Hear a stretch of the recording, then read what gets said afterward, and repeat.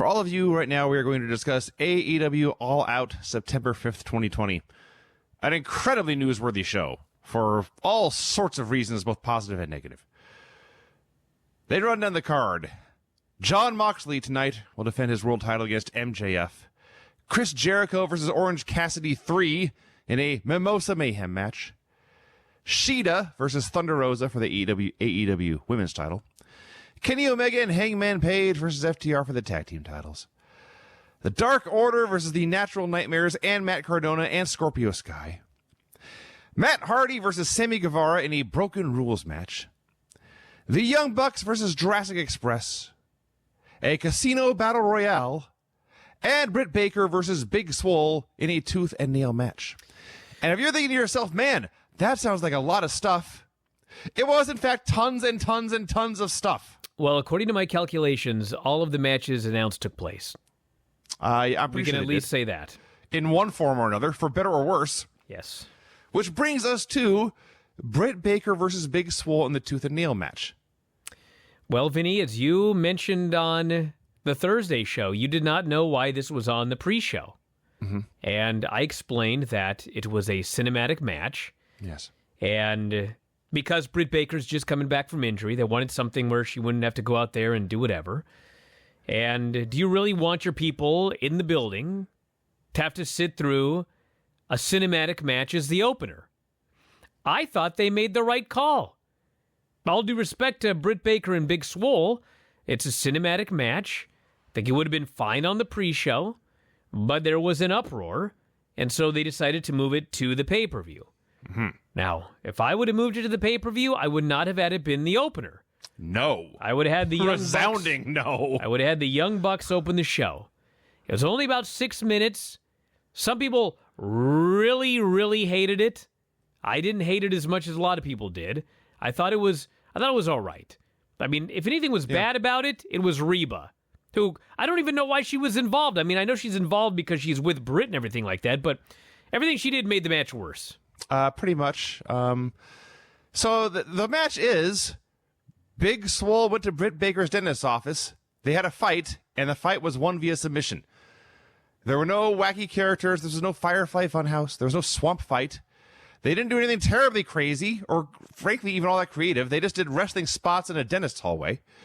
Reba was there a lot, and sometimes her comedy is really funny. But when they're having this fight, and Reba comes in fresh out of the garbage dumpster and is still wearing a banana on her head, it's like, picky genre. Show me a fight. Show me an action movie, or show me a comedy. Right now, you're doing a bad job of both.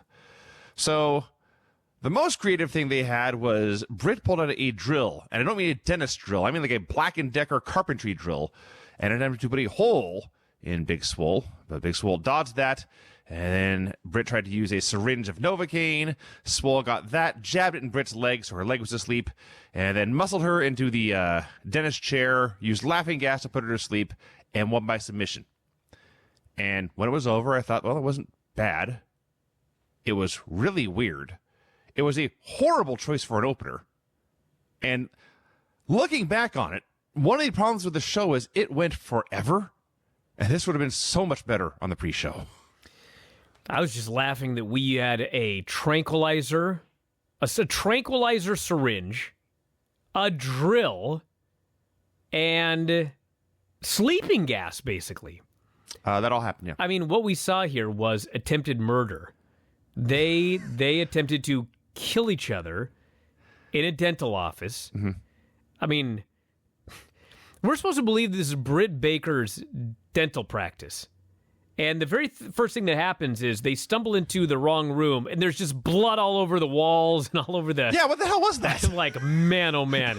Man, I got to go to the dentist Tuesday.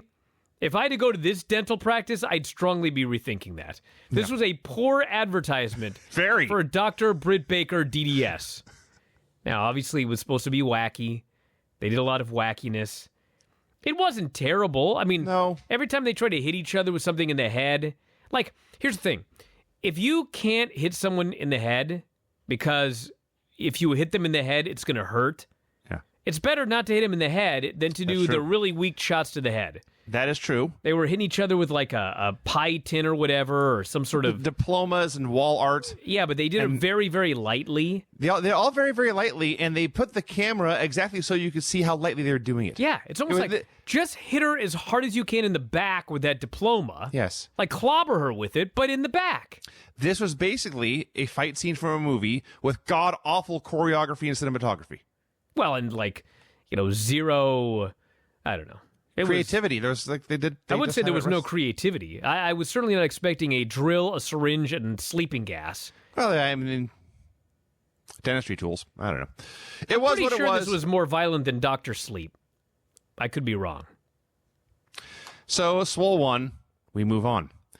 So, the in-building opener, after fans had been sitting there watching this thing on the big screen, the Jurassic Express versus the Young Bucks. Young Bucks were pissed off at the world, being total dicks, especially Matt. Jim Ross had a terrible night. It started here and did not get much better. Excalibur noticed that he went for a cover and there was a kick out. He said there was only two. And Ross went on a tear about how, of course it's only two. There's only one more number it could be. He just went on for a while. He couldn't tell which buck was which. And when they were trying to help him out, guess which buck he was talking about. He couldn't even describe them or tell them apart. He called the Jurassic Express the Lucha Express at one point. And Well, of course, to be fair, I've done that 55,000 times. well, if it was one thing, I wouldn't have mentioned it. But he was making mistake after mistake. I can, after in fact, mistake. tell the Bucks apart. And, I mean, it's not even like the Usos or, I guess, even the Forgotten Sons. I mean, one Buck is a brunette. One Buck is a blonde. And they're brothers, but they're not twins. They don't look that much alike. I'm not sure how Nick is these blonde. two could be mistaken for each other. Nick is blonde. Often wears a strategically placed headband. Matt's a brunette, has sideburns. Dude, the easiest thing is Matt, like they're the Young Bucks, and it's like the Hardys. The brunette Matt is looks like Matt. Yes, That's it. that's the key. So the Bucks were the heels in this match. As much as there is a heel and a face in a Young Bucks match, the Bucks love to do this thing no matter which side of that coin they are on, where they build to the hot tag, and they build to the hot tag, and somebody gets a hot tag and hits the ring, and it is just immediately killed. They do it all the time. It's a little Young Bucks quirk. So, it had a long time, relatively. I thought it was long at 15 minutes, little did I know. Double heat segment, and it started spamming finishers, and when Luchasaurus hit a giant dive into the crowd, that took him out of the match. So now it's both Bucks against Jungle Boy. You know his end is nigh. And he comes off the top rope with something, and Matt catches him in midair with a super kick. I said, all right, perfect finish. And Jungle Boy kicks out. So they hit him with a double super kick. And I thought, all right, close to a perfect finish. And Jungle Boy kicks out. And they hit a Being the Elite knee strike, whatever the hell they call that thing, the BTE trigger. And I thought, well, he's dead now. And they pinned him. But this whole thing was a very good match that I thought would have been better with like 3 or 4 minutes less and less of a cute ending. Just when it's time to go home, go home. I disagree. I thought this match was great. And there have been many matches in AEW where I feel this match went 3 minutes too long. Now, the main reason that I did not think that in this match is because there has been an argument for a long time now that Jungle Boy does way too many jobs. I've heard it from Dave. I've heard it from all sorts of different people that Jungle Boy needs his big win. Jungle Boy gets blah, blah, blah, blah. Jungle Boy was doing the job in this match.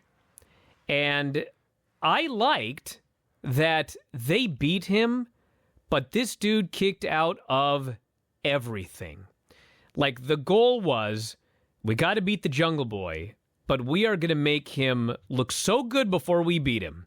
He's going to kick out of all of our moves. So, in this particular instance, I liked that he got to kick out of so many moves before they finally beat him.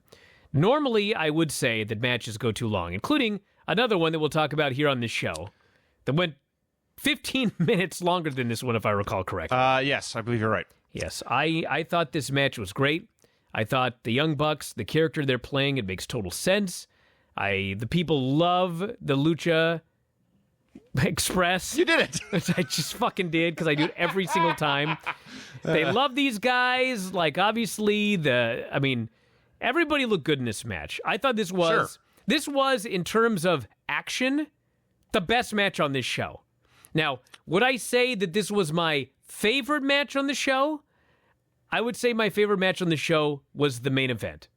Because in a lot of ways, the main event, it really felt like a special match. Yes. Whereas this felt like, on any Dynamite, you could put these 4 guys in the ring, and they would have a match just like this. So, that's what I would say in terms of action. Maybe you would give this more stars in terms of the actual in-ring, but I enjoyed, as a special thing, the main event more. I would say that I think I would have liked this a lot more if any part of me believed at any point the Jurassic Express had a shot of winning. But since the end was a foregone conclusion, I was kind of begging them to get to the point. Well, Vinny, quite frankly, I think that there are a lot of people who thought that they might have a chance of winning because the whole story of the Young Bucks is they fail like all the time. Yeah, it's been well over a year. They've never won the tag team titles. They failed when Hangman turned on him. Now they're really mad. I mean, if ever there was a match that I thought maybe they could lose, it would be this one, but they didn't. We go to the announcers who just flapped their gums for a long time, just talking about whatever. And then it is time for the Casino Battle Royale. So they had a long screen of rules that makes this whole thing more complicated than it really is. What it is, it's a battle royal. There's timed entry. Guys come in 5 at a time, and one lucky guy gets to be the last guy in. That took me 4 seconds to say. They had like 300 words in the screen trying to get this all out there. So 5 guys come out to start the match. It is Trent, Chris Daniels, Jake Hager, The Blade, and Rey Fenix. They had a 3-minute interval, which I had summed up by writing, nothing happens for 3 minutes. Well, Vinny, in fact, nothing happened for the first 3 minutes of this match. The next wave is Kaz, Big Will Haas, Chuck Taylor, Santana, and Ortiz. It's Big Will Hobbs. In your world. We discussed this. Big Will Haas is a better name. I'm doing him a favor by upgrading his name to Big Will Haas. If you want to call him Big Will Hobbs, you're being technically correct. Although, that's very fun. So, all right, so you got 5 guys in the ring, and 5 more coming out to join the Battle Royal, allegedly. But then Santana and Ortiz attack Chuck with a baton. They're fighting on the floor, but it's a Battle Royal, which means guys are being thrown in the ring to the floor. And it's impossible to keep track of who is in this match, who has been eliminated, who has not gotten into the ring yet. Everyone's fighting everywhere. It's just a giant mess. And we're only 3 minutes in. I had no idea what was going on. The third wave is Billy from the Gun Club, Penta L0M, Ricky Starks, Brian Cage, and Darby Allin. And as Darby comes out, huge pop and chants for his name from the sparse crowd in 2020. So they do some stuff, and the best friends get thrown out. And the announcers are saying, well, they've been in there the longest. It makes sense they'd be worn down. I thought, it's been 6 minutes, maybe 9. It's not like they've been out there for an hour. The fourth wave is Sean Spears, The Butcher, Eddie Kingston, Sonny Kiss, and Lance Archer. And Spears just doesn't go to the ring. He just goes over to his commentary for a while, and nobody enforces this thing. So I have the question, no idea what was going on here. why, if you don't have to get in the ring, why would you ever? Until there's only one guy left. Well, they do this in all of these goofy Royal Rumbles and such. But the fact of the matter is, I mean, especially if you want to differentiate yourself from WWE, I mean, there should be a rule that at the very least you got to get in that fucking ring before the next wave of guys comes out. It should be, there should be a ref counting. If you're not in the ring, if they play your music and you're not in the ring, it's a 10 count. You got to get in the ring or you're out of there. Something, yes. Something. And it's bad enough just for being illogical, but when, again, I repeat myself here, you've got guys eliminated fighting on the floor. You've got guys also who were still in the match, but got into the ring, went out of the ring, but through the ropes. They're fighting on the floor. There's guys who have been eliminated, but they get back in the ring. They're fighting. I have no idea what's going on this entire time. The announcers are telling me Tully passed Spears something. I didn't see it. I don't know what it was. I don't know where it went. They're talking about what metal it was made of. That's all quite wonderful. The last guy in, making his big debut, is Matt Sydal. And this poor guy climbs under the ropes. The first time he's ever been in a ring in All Elite Wrestling. He slips on a shooting star press. Not quite Brock level dangerous on the botched shooting star press, but it was certainly embarrassing. Well, he starts going one direction, and it was actually very impressive because he knew he was about to die, and he managed to change directions in midair and crash, and he landed on his back. He actually was totally fine. Yeah. And I want to mention very quickly, by the way, that when we were talking about the crowd on Observer Radio last night, and we were talking about how hot it was in Florida, I had a lot of people saying, it's always hot in Florida. What's going on here? Like, that's a bad excuse. The first thing I will say is that the heat is not an excuse for the heat in the tag team title match. Because I did hear the crowd in the Young Bucks match. I heard the crowd when Darby came out. I heard the crowd in the main event. I did not hear the crowd in the tag team title match. So I'm sure they were making noise, but they were not into the match like there were other things on this show. Now, with all that said, I heard from a buddy of mine who DM'd me, so I don't know if he wants his name out there, but I don't think he'd care. But anyway, he says, I have lived in Florida for, I believe he said 3 years now. And he said Saturday night was the most horrible, uncomfortable night that I've ever lived here. He said it was so hot. It was so humid. It was the worst he'd ever seen in the time that he's lived in Florida. And the point of all of this is there's people sweating everywhere. Like, the crowd was just, they had to sit there from, I think, 4 until midnight. Oh, God. So you can only imagine what that must have felt like. Then you've got all these guys wrestling in the ring, sweating their balls off. And what probably happened is Sydal got on that top rope. It was probably slicker than fuck. Sure it was. And he's jumped and he almost killed himself. So it sucks for this guy.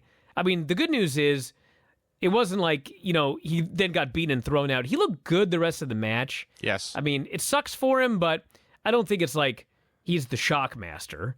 I mean, He'll be on the next Botchamania and we'll all move on with our lives. Yes. It was just something bad that happened. And thank God he's okay. Yes. So, as my notes here read, I wrote things like, this still sucks. What's happening? So, this isn't their fault, but really put the icing on this cake for this crappy battle royal. Random pyro and explosions start to go off. And it turns out they are very close to a baseball stadium. And the baseball stadium is launching off fireworks here in the middle of AEW's pay-per-view show. So, Darby's fighting with Ricky Starks. They're telling me he's either in or out, but he's out of the ring. They throw Tax into a body bag. They throw Darby into the body bag. They zip up the body bag, and they slam him very violently onto the stage. That looks very brutal. Well, the first thing I will say is that if I'm in charge and they ask me to do this spot, I do say no, okay? Mm-hmm. Now, with that said, I thought he was dead. I thought he can't see. Mm-hmm. He's being thrown at a high angle. Yeah. He has no idea where the ground is.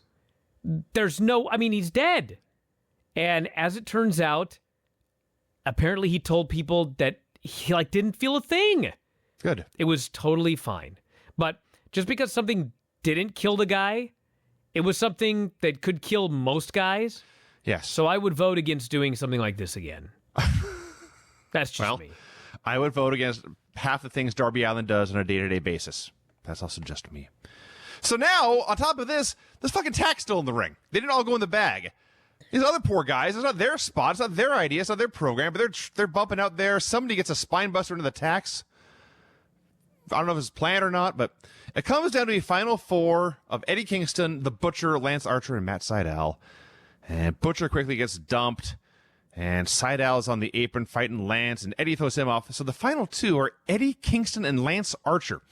Did we mention the winner of this gets the next title shot against whoever wins the main event tonight? This is a big, big match. And so it's two heels in there fighting, and all their buddies come out trying to help because God forbid we have the guys in the Battle Royal fighting the Battle Royal. And eventually Lance throws Eddie out onto his pile of men to win. So nothing against Eddie Kingston, but if it was going to be one of these two dudes, it should be Lance getting the next title shot. So there you go. The last few minutes are pretty good. I mostly hated this. It was awful getting to the end. Well, I will say as far as the winner, Lance Archer, I feel like, is a guy that is going to one of these days be the champion. I hope Eddie is, but of the two, I feel like Lance is more likely. So Lance is already, both of these guys have already lost to Cody. So to me, I don't expect that Lance Archer is going to beat Jon Moxley. So that's another loss for Lance Archer. So if it were me, if this is just like a placeholder until they do Kenny Omega and Jon Moxley or whatever they're going to do, I would have had Eddie Kingston win. Eddie Kingston can do weeks of great promos. Mm-hmm. Eddie Kingston can build up his crew. Eddie Kingston can have a great match with Moxley. I don't know if you guys remember this or not, but the day that Eddie Kingston came in for the Open Challenge, Jon Moxley did a podcast that day, and he couldn't say the name of the guy that was debuting, but he was like a kid in a candy store. He was over the moon that Eddie Kingston was getting signed. He was so happy. So, you know they would have had a great match. They would have had great promos. I'd have gone with Eddie Kingston. I'd also say the person gets the title shot, but they didn't say when. They're doing Full Gear in November. Yeah, this could be a TV shot. This could, yes. If it's going to be a random Dynamite show, then sure, Eddie Kingston would have worked fine. We'll see what they have planned. This is not a very impressive match. Which brings us to Matt Hardy versus Sammy Guevara. So it's a Falls Count Anywhere last man standing match. I'm guessing most of you know about this by now, but I'm here to recap the show, so recap the show is what I shall do. So they do a DDT on a table out in the parking. They're starting the football field in the concession area. And Matt does a DDT on a picnic table. And they go over to a merch desk where there is a scissor lift behind the merch desk because all good merch desks have scissor lifts behind them. They put the scissor lift up into the air. And Sammy spears Matt out of the the hell I just called it. the a machine. Scissor lift, Vinny. Thank you. A scissor lift. Scissor lift. Spears him out of the scissor lift. They go through the table. Matt slams his head on the concrete floor and appears to be out cold. We're 2 minutes into the match. Well, he is out cold, Vinny. Well, there you go. He's basically dead. Yeah. 2 minutes into the match, and Aubrey starts counting. It's last man standing. And she gets to like 8. And Matt's going to lose. Sammy, I'm sure, meant well. He comes over, and under the guise, he's trying to help Matt stand, but make it look like he's attacking him. But Matt, even with help, Matt can't stay on his feet and collapses. Now, for context, I did not watch this show live. The time I was watching this match, it was like midnight Seattle time. So many, many hours had passed. And I was pretty confident that if Matt Hardy had actually passed away, I would have heard about it by then. But it was still harrowing to watch this. Imagine watching it live, dude. Oh, my God. I would have weeping. So, eventually, officials come and pull Sammy off. They just wave the match off, and it's beyond a disaster. We go to the announce desk, where these poor announcers are left trying to fill time, and suddenly, and I had no idea this part happened, the match is just restarted. And Matt's on his feet, going to the stage to do their big spot. Tony Schiavone then said two things in very short order. This is beyond comprehension. It really is. And then shortly thereafter, this event just went sideways. The Lord's truth coming from this man. So it's not like the finish they had planned was do something in the ring or whatever. These fuckers get on the stage and start climbing a lighting rig. I'm like, 2 minutes ago, I watched this guy not be able to stand. Now they're letting him climb like a dozen feet into the air. He punches Sammy. Sammy falls through a gimmick part of the stage, although he may have been hurt too, for all I know. Matt was able to climb down, make it out alive. What in the fuck was this? Well, I got most of my fury out on the Observer radio show last night, so if you really want to hear me actually very mad, you can hear that show. Now it's 24 hours later. I mean, obviously, to everybody, I mean... This is a failure on the part of every single person there. Well, listen, okay, let's start at the beginning. Let's start with Matt's wife, okay? Poor one. She was so mad on Saturday night, and she said this is what she said, the number one person responsible is Matt. Fair. Okay? Mm-hmm. Well, it's not really fair, but I'm going to tell you what she was mad about based on, because she had sent a text message. She screenshotted a text message that he sent her. Yes. And she had told him in the text message, like, be safe or something like that. Yeah. So the first thing she fucking sees is him going up on this goddamn scissor lift, okay? That, I think, is what she was mad about. And in her defense, what in the fuck? They went up in a scissor lift and were going to bump off a scissor lift through 2 tables to the cement. That was their plan. Bro, okay? Yeah. Again, I said earlier, somebody should have said, no, I'm sorry. Darby, you're not taking that bump in the fucking body bag. And Matt, no, you guys are not taking a fucking bump off the scissor lift through tables to the cement, okay? That's the first problem, all right? Problem number 2, obviously, Matt is unconscious, all right? Now, I don't want to blame Sammy because it's possible that Sammy got up before he figured out what went wrong, all right? But if Sammy looked over and the guy was unconscious, and granted, I'm saying this 24 hours later, but Sammy should have just stayed down, and Aubrey should have counted both of them out, and the match is over, and it's a draw, and you deal with it later, okay? Mm-hmm. That's number 2, all right? Well, Sammy gets to his feet. Aubrey clearly wants this thing to end. I realize that they don't want to break their stipulations, but clearly Sammy figures, fuck, I got to at least get this guy to his feet. Now, obviously, he should never have moved the guy, but he's panicking. So he gets Matt to his feet. Aubrey's doing the dreaded X sign, and when he gets to his feet, she ends the match. So you know what that means, everybody? It means it was a draw. She called off the match when both of them were on their feet. It should have just ended here. Yes. You can go to TV and say that it was a draw. She stopped it because both of these guys were on death's door. We're going to do it again when Matt recovers. How in God's name do you clear somebody who just got knocked unconscious in the span of 4 minutes? I know the weirdos on the internet are telling me I'm not a doctor, and they claim that his scans were clear and he didn't have... No one knew that at the time. You don't clear the guy to then climb a scaffold. Yeah. This is not on Matt Hardy. Matt didn't know what planet he was on. Matt didn't know what was going on. Matt woke up in character playing Broken Matt. It's not his call. It's the doctor's call. And furthermore, Tony Khan can overrule the doctor. Right?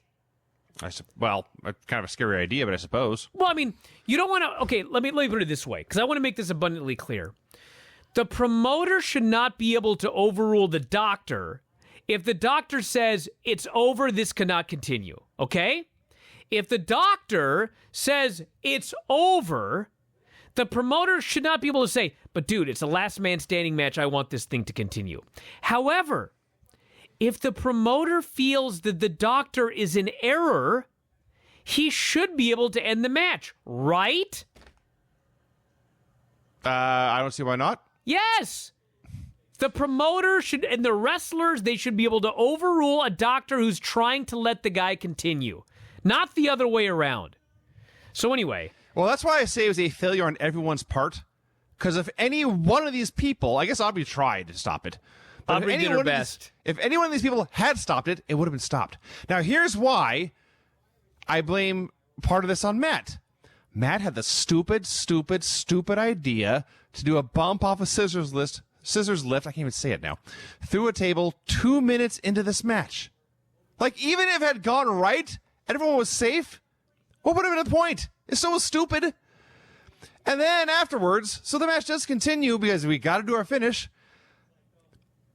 Even if you don't care about this man's health at all, you don't give a crap if Matt Hardy ever walks again. Was the match better? Was it a more entertaining product because they walked down to the stage, climbed up on a lighting rig, and punched a guy off it? No. No. That minute sucked. It was poor wrestling. So, a complete just disaster. I hope I did love when I went on the internet that night and I had to hear all these shitheads insisting that this thing was a work.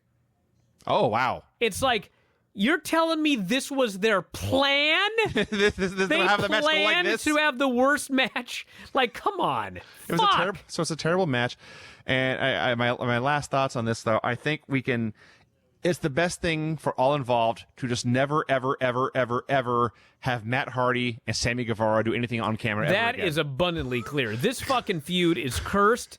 They Actual need to never wars be are in the safer ring than this. together again. Yeah. And I want to reiterate what I said last night on the Observer Radio Show because I believe this with all my heart. And every fucking company on this planet, if a competitor loses consciousness, the fucking match is over.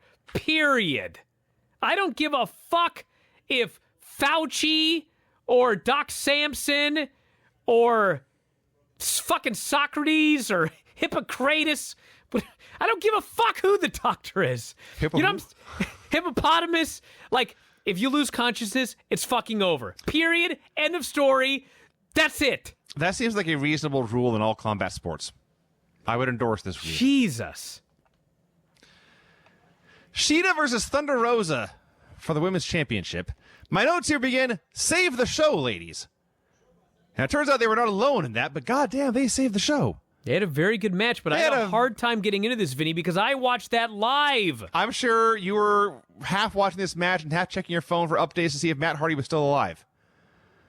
So, yes, they had a very, very, very good wrestling match. And my main takeaway from this, I mean, I need to go back clearly and watch some Cobra Moon from Lucha Underground because when you mentioned her name the other day... It's inconceivable. I kind of remembered her being terrible, but that's all I really remembered. And then I looked up her pictures, the gear she had. Yeah, I remember that, but I don't specifically remember anything she did. I need to go back and watch to see how terrible she was because she looked awesome here. Do it tonight. As soon as we're done, God. I'll look at some Cobra Moon. She looked awesome in this match. She's a great worker. She's a great wrestler, and she's a great promo. And she has a great look. And she is a star. She is an undeniable star. She has a presence, a screen presence, and a charisma Sheeta, frankly, does not have. Very few people have, actually. But you can't take your eyes off her, whatever she's doing. And whatever she's doing, she always looks good doing it. So there's a point in here where I wasn't really thinking clearly, probably also distracted by Matt Hardy. But I was thinking of how excited I was getting when Thunder Rosa won this match. And forgetting there's a business element of this. There's a good reason she did not. But God, I hope she's back on Dynamite often because she looked great. So eventually, they went back and forth for a while. And because while it was a championship match, it was still a championship match in the middle part of a 4-hour show. They didn't need to do 8,000 near falls. So they had Rosa kicked out of a few things. And then Sheeta just caught her with a stretch muffler. Rosa escaped that. But then Sheeta caught her and did like an overhead backbreaker. And she knew she had a one at this point. She waited for Rose to get to one knee, hit her with a Shining Wizard and pinned her. I thought this was the best match in the show so far. Really? Yes. I thought this was a very good match. I did not think it was as good as the Young Bucks versus Jurassic Express, but Thunder Rosa is great. What the hell more do you want me to say? This is their last match, unless they can work out another deal with Billy Corgan, which hopefully, or William Corgan, which hopefully they can. Or, I mean, one of these days, her contract will be up, and maybe she'll be available then. But yeah, she's great, and Shida looked good. I mean, listen, everybody was crying when I argued that it should have been a squash on Wednesday, that they wanted a long wrestling match. Well, here it was on pay-per-view, because I hate to tell you, but TV is TV. You know what I'm saying? When I grew up, you only saw squash matches on TV. If you wanted to see actual competitive matches, you had to watch the fucking pay-per-view. Yeah. So, again, Thunder Rosa should have came in and killed somebody on Wednesday, and then here you go. Here's your long, competitive, good AEW women's match on the pay-per-view. Done.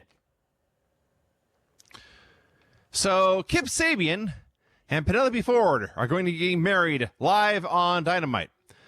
But before they get married, there must be a bachelor party. And for a bachelor party, you need a best man. And Sabian says he needs a handsome man, because wedding photos are forever. They must have similar interests. And on Wednesday on Dynamite, he will announce not just my best man, but the best man. And then he plugs his Twitch channel, and a message on the screen lets us know this is approved by All Elite Wrestling, and I laughed. The Natural Nightmares and Scorpio Sky and Matt Cardona versus the Dark Order. So I thought this was going to be like Silver and Reynolds and 10 and like the B team of the Dark Order. But no, it was Brody Lee and Colt Cabana and Stu Grayson and Evil Uno. It was the A team of the Dark Order. So they have a big-ass brawl. Eventually there's heat on QT, which of these four men, he's the correct one to get heat on. Dustin, of course, is beside himself because they nearly killed his brother. Whenever they're cheating or a pin must be broken up, Dustin is the one who can't control his emotions and hit the ring and saves the day. They actually make a hot tag to Cardona first, and he runs wild a bit, but then he gets low bridged. Now the heat is on him. The announcers are talking about Stu Grayson. They start talking about Grayson and Dick Grayson, and they go through all various Robins, such as Jason Todd and Damian Wayne. Nobody mentioned Tim Drake, the best Robin of them all. So, finally, Dustin gets his hot tag.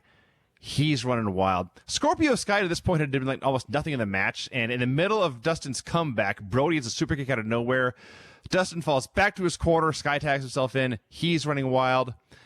Brandy and Anna Jay are doing stuff, and JR says something about a wardrobe malfunction or wishful thinking.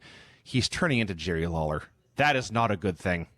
I thought Jerry Lawler was going to get sucked in the late 90s. I don't want to hear Jim Ross doing the same stuff now. So Cardona is running wild. He gets powerbombed. There's a long series of giant spots, and then this finish. There were finishes in the show that made me want to weep with joy, and this was the first one of them. So Dustin it comes down to Brody and Dustin, essentially. And Brody ends his life with a discus lariat. Just hit him as hard as he could. Dustin goes down like a rock. Just a very, very violent move. And Brody, as he has done before, he has set the table for Colt Cabana. He tags Colt in and demands Colt pin him. But Colt does not go for the pin. Colt goes to the top rope. He attempts a moonsault. He misses. Brody Lee is furious. But before he can do anything, Dustin schoolboys Colt. All the baby faces stop all the heels from breaking up the pin, and the good guys win. Oh, such a perfect finish for everyone involved. Perfect for Brody, perfect for Colt, perfect for Dustin. So the good guys go to the ramp. They're celebrating. They're carrying Dustin on their shoulders. They're screaming with joy. And Brody is screaming at Colt. He's furious with him. He orders all the Dark Order to leave Colt alone in the ring. Uno stays behind to offer his hand to help Colt up. And you can see he is the good cop whenever Brody plays bad cop. But this finish was so awesome, and there's more to come. But this is a fun match, but in a show that went way too long. When they first announced this thing a week or two ago, it was during a very bad segment of announcing matches. And you and I could not tell whether it was for Dynamite or this show. In hindsight, this really, really, really would have been better on Dynamite. But it was fun. Well, this was a match where when it was over, it was good action and everybody worked hard. But when the actual match itself ended, I was like, I don't think we needed this on pay-per-view. But, then Dustin did his promo. Oh, And it was so unbelievable that I was so happy that a portion of my $59 yes. went to this moment right here. Because Tony is interviewing him, and it's almost like in a real sport where, like, the person doing the interview gets to make some big announcement to the player to hear their reaction. Tony says, I have been told by Tony Khan that you, Dustin, are going to get a shot at the TNT title this coming Wednesday. Dustin can't even fathom this news. He practically breaks down into tears. He's so appreciative. It's not even like he won. The fact that he has been given a chance to win the TNT title. Yes. He's never been so appreciative of anything in his life. And he thanks Tony, and he tells these fans to get on the bandwagon. This was the greatest. The greatest. In a fucking world today where I have to hear these assholes tell me you can't have a baby face, blah, blah, blah, blah, blah. I mean, fuck, get the fuck out of here. Dustin is a baby face to the core. He is a pure, lovable, beloved baby face like no other. He's the greatest. It's actually even better than you're making it sound because he opened his interview by saying, we did that tonight for you, Cody. For you, Yes, brother. for my brother. He says, you'll be back to get what's rightfully yours. He's not even thinking about the fact that he just won this match. He wants Cody to come back and get Cody's title back. And then Tony breaks the news to him. And it, like time freezes. Dustin has to process this news. You can't even believe what the hell, he says. My God, man, holy crap. It's been so long since I've had gold around my waist. He unloads on Brody Lee. I had to rewind and watch this entire promo again. It was so awesome. He says, this train is rolling. If you're not on, get on or get left in the dust. Brody, Wednesday night TNT title. I'm coming for your blood, and hell is coming with me. Is Dustin the best guy on the show? His wrestling has been great. Well, his promos have been great. I mean, We he's got not, Moxley on this show. I know the answer's no. Not really, but he is peaking in 2020. Yes, he is one of the greatest performers on this show. He's so awesome every question. time he's on camera. FTR versus Kenny Omega and Hangman Page for the tag titles. So before we get to the match, there is a pre-show video. And the video, which is allegedly to build for this title match, it's mostly the Bucks talking about themselves. This is an ineffective pre-show video. So they hope Hangman's happy with the decision he made. They'll have to live with it. All right, so it's time for the match. I watched this. We only have 44 minutes left, Vinny, just so you know. I will not go move by move. I watched this with an open mind. I took in everything that was happening, which was a lot. I took in all the noise that was being made, which was a little. And when it was done, I thought to myself, this match is going to be very, very, very polarizing. If you want to judge this match, basically what happened was they had a plan for, if you pardon the expression, a 5-star match. And they were going to go out there and do their plan for a 5-star match come hell or high water. And there were matches in the show that had a lot of heat. And this wasn't one of them. But they had a plan. And they stuck to it. And it may not have worked for the people in the building, but if you're just watching the match itself and the story being told and the payoff for the long-term build, it was a very, very, very good plan. It just didn't work in the building. So if you want to say that they didn't have the people into it, this match went over a half hour on a show that went nearly 4 hours. Probably didn't need to go that long. So if you want to say that it was overkill and they needed to wrap it up and take it home half as long as it needed to be, I won't argue with you one bit. But if you're like me and enjoyed the work they were doing and didn't care that it wasn't working for the people in the building, and you thought that they made good use of every minute of those 30 minutes, this match was awesome. And I don't blame you if you think I'm an idiot for that. But I thought this match was awesome. Well, these guys worked their asses off. Yes. I thought technically it was great, but I was watching it live, and watching it live in that building in front of these fans, it went too long. And I even feel that there was a spot, if I can recall here, where the FTR is working over Omega's leg. And in the middle of working over his leg, Omega rolls outside, and he stands there. And then FTR rolls outside, and they look at him. And then it was like an eternity for me because I was watching this. This is like 20 minutes in. Sure. They look at each other for a while, and then Omega runs back into the ring, or hops back into the ring. Oh, that spot. What are we talking about now? And they jumped in and they worked over his leg again. They were okay. I was like, "What in the fuck happened right here?" Like, okay, well, I'll explain what happened. Please tell me. If it didn't work for you, that's on them. But it worked for me. So what happened was, Omega's trying to tag out, and it occurred to him, maybe if I can't go through the ring, maybe I can go around the ring.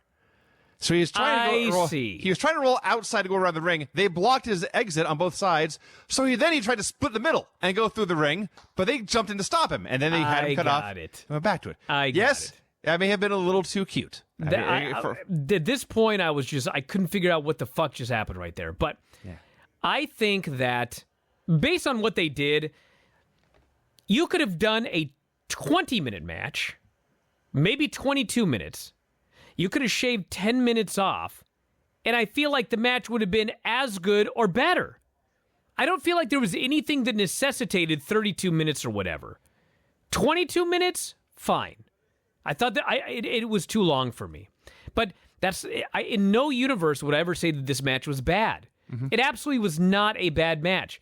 These guys are 4 of the best tag team wrestlers in the world. Yes. They put a ridiculous amount of thought into this match. Yes. And in front of a sold-out crowd in Las Vegas, they probably would have torn the house down. But that wasn't here. No. And so, to me, it started to drag. Now, the last few minutes were fucking great. I feel like they could have cut some time in the middle. But overall, because of the length and the crowd, I thought it was the 3rd best match on the show and not the best or the 2nd best. Yes. And that's all reasonable. And that's fine. that's all a reasonable opinion to have. FTR is such a great heel tag team. They sell like crazy. When it's their turn for the heat, they just grind guys down. They cheat like crazy. They're very good at cheating, so they don't get caught often. But when they do get caught, it's so one guy can take the ref as his partner is being pinned. So even when they get caught cheating, they're still cheating assholes.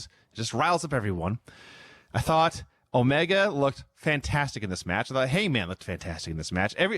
There's no segment where you could watch like 3 minutes of it and say, this is the bad 3 minutes of wrestling. It's just there was 10 3-minute segments of wrestling in a row. So the other thing about this is they had a very simple story, which is, obviously Omega and Paige have trust issues, to say the least. And Paige demanded to start, hates the world. He knows Omega doesn't trust him, knows the Bucks hate him, and he hates these FTR fuckers. He wants to start so he can prove Omega can trust him. But he also wants to beat the hell out of these FTR dudes, and he's whipping their ass, and the ref's trying to hold him back. Omega tries to hold him back. Paige almost swings at him. Now Omega's pissed again. Now, from that point, for the next 25 minutes, they were a fine team. But then, at the end, they were working over one of the FTR dudes. And Omega grabs him, and Hangman's going to do the buckshot lariat. And everyone in the world is convinced that guy's going to duck. Omega's going to get buckshotted, and then he'll get pinned. Well, that guy did duck, but Omega also ducked. So no harm, no foul. So then Paige grabs the guy so Omega can hit the V-trigger, but that guy dodges again, and Paige doesn't duck. And Omega V-triggers Paige. And they toss Omega out of the ring. They hit a pair of mind breakers, and they win him. They pin him. FTR, a new tag team champions. Like I said, I love this match, and I suspect I'm in the minority, but if you disagree, I understand why. So another match where, when it was over, I thought the post-match was great. Kenny gets the table. He teases that he's going to hit Hangman. Everybody's going to expect that he hits Hangman. He throws the table down. He does not hit him. And He doesn't hit him, but at the same time, when Page collapses, Omega doesn't help him. He doesn't help him. Well, obviously. I mean, clearly he's really pissed off at this guy, but he's not pissed enough to hit him with the table. He's just pissed enough to not. Which is funny because the story of the match was there were trust issues with the Hangman, and the Hangman did zero to betray that trust. And it was Kenny Omega who fucked up and hit the Hangman with his move. Yes. What the fuck is Kenny so mad at the Hangman for? Because So he storms backstage. The Bucks are trying to calm him down. He gives him the ultimatum, you either come with me or you don't. And they don't go with him. And he zooms off. And it's left open-ended, and I thought it was awesome.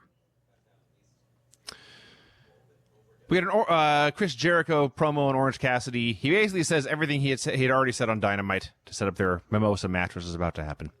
So, Tony earlier had said that Matt Hardy had told Doc Sampson he was okay.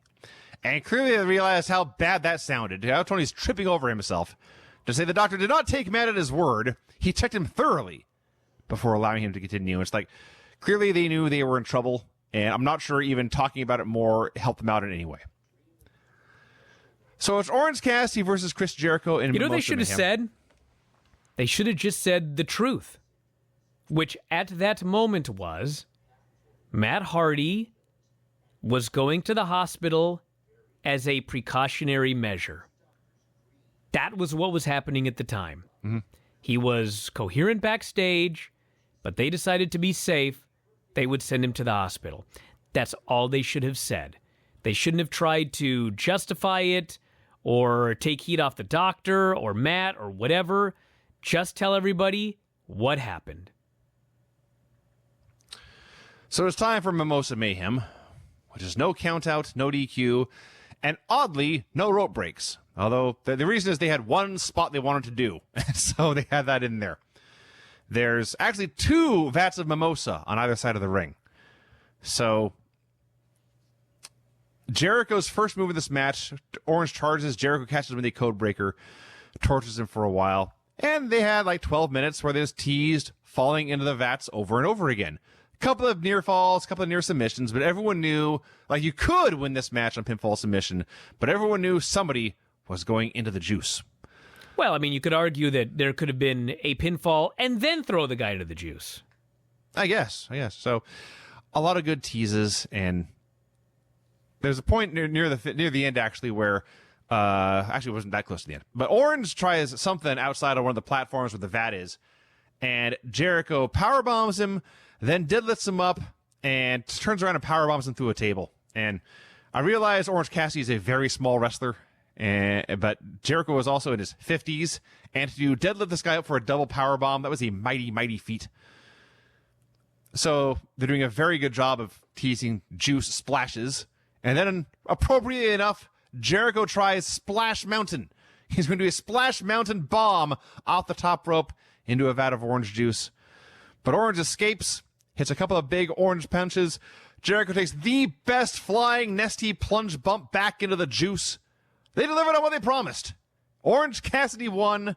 We saw a guy go into the mimosa, and that was that. Oh, the other spot involving the rope break. So Jericho gets the walls of Jericho. You can win by submission, and there are no rope breaks. So Orange fights and fights and fights to the ropes. And, of course, there's no rope breaks. So he pulls himself through the ropes, gets a glass or a bottle or something, and scoops up some of the mimosa. And Jericho drags him back to the center of the ring, and somehow, in the Boston Crab, I still can't believe this, Orange is able to throw mimosa into Jericho's eyes. It's a ridiculous spot in a ridiculous match, a ridiculous program, frankly, but that was their big spot. That's why they couldn't have rope breaks. But it was fun for what it was. They delivered on what they promised, and I assume we can all move on now. I thought the match was a lot of fun. The first time they ever wrestled, I don't think they'd ever been in the ring together. And it was a very good match. So, of course, I thought, man, if they ever wrestle again, the match is going to be even better.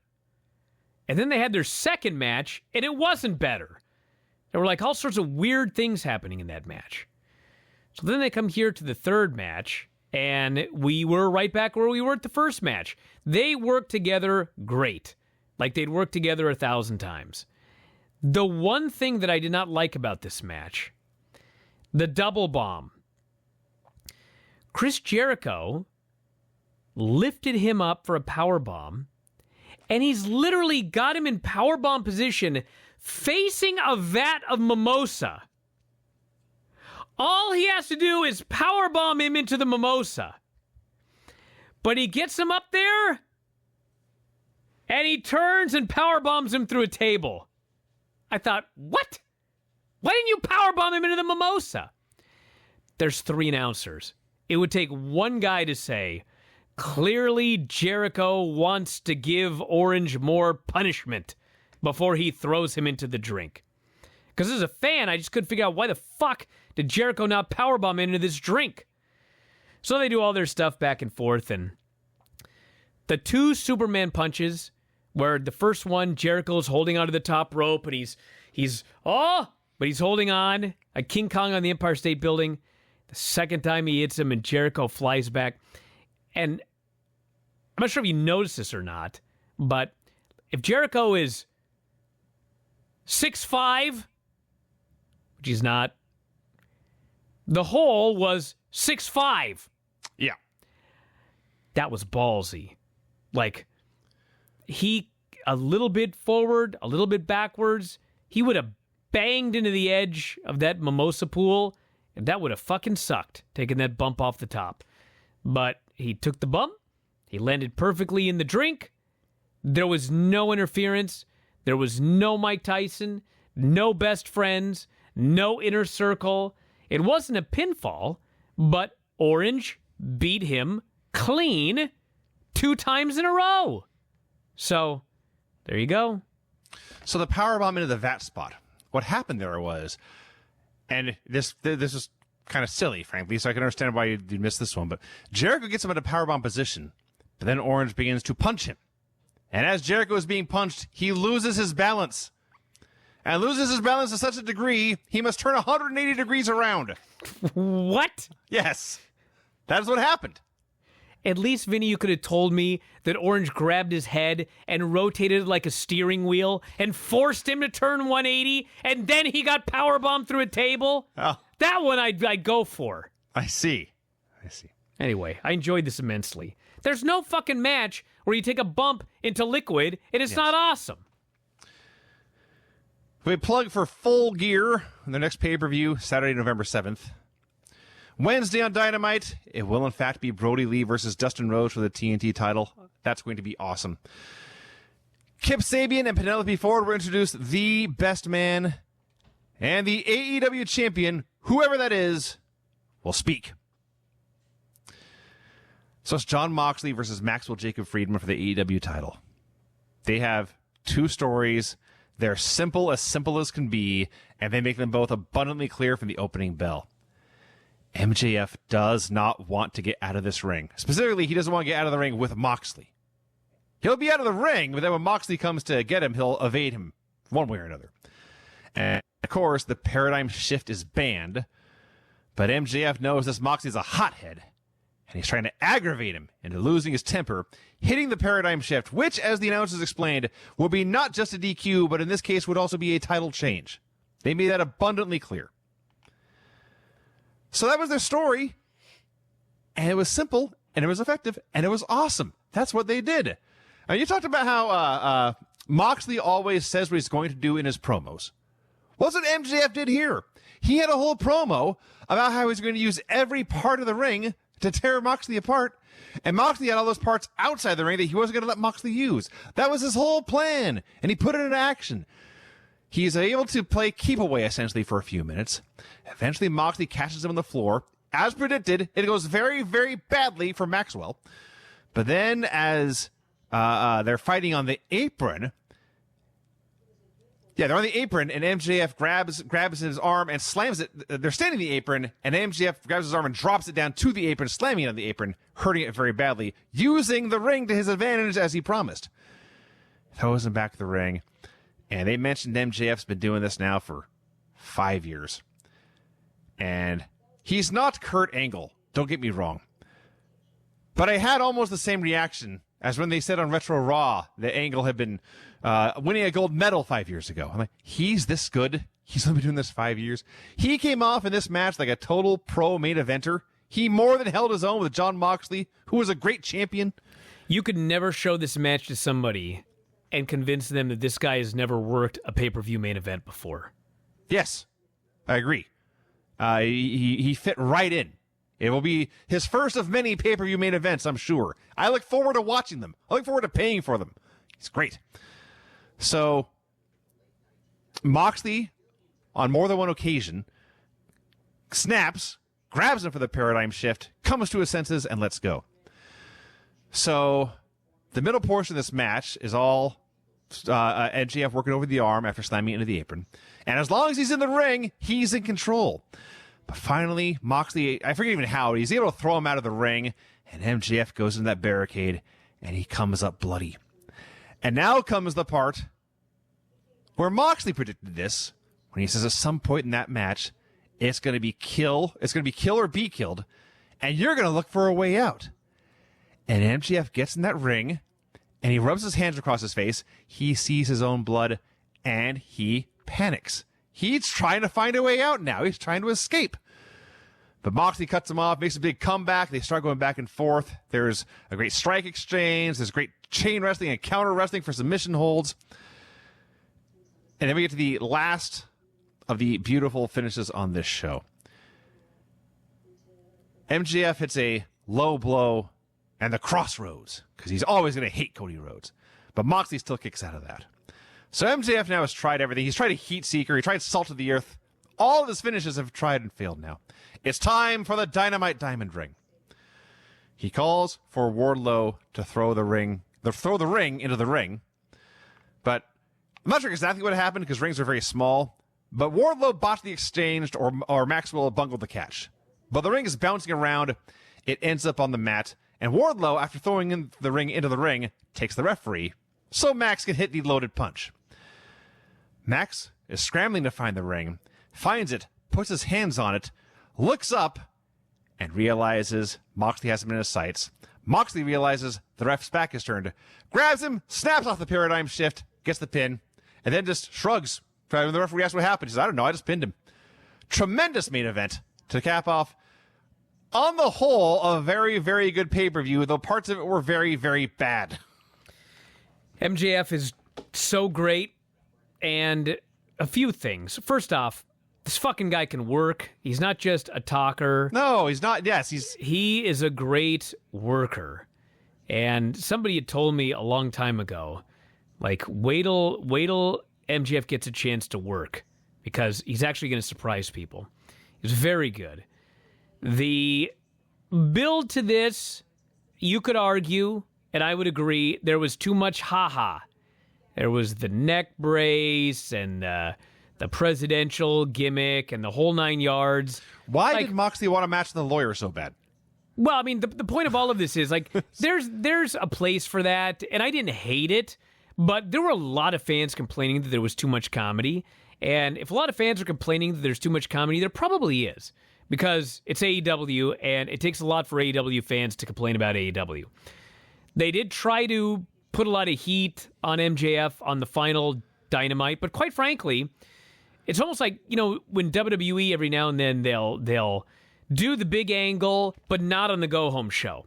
They'll do the big angle a week before, and the go-home show is just recaps. I feel like they should have done that.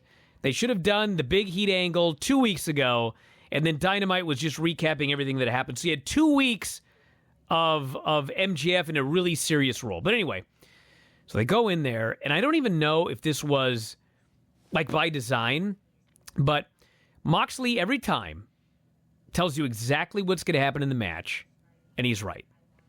And what he said would happen this time is, I'm going to take this kid into the deep waters, and he's going to look for his way out. Now, you said that when he saw the blood on his head, he started looking for a way out, or he got worried. But the fact of the matter is, in the match, he didn't look for a way out. He fought till he died.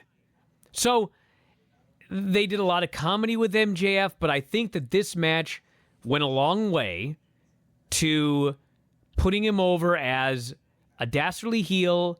He's a guy you're not supposed to like, but he is a fighter, and he is like the real deal. He's legit.